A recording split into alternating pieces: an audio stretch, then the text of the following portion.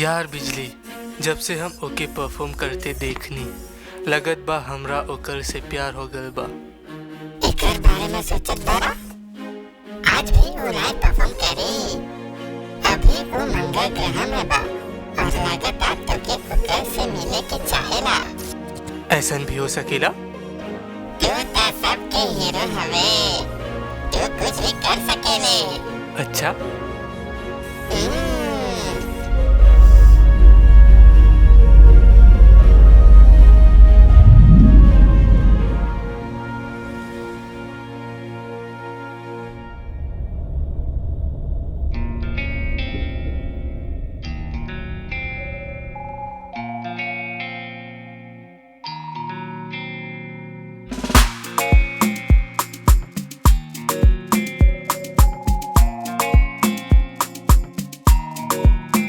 ओ हमर बेबी तू दिखती सेक्सी, हम तो हर हीरो, तू हमके सुन तो लो।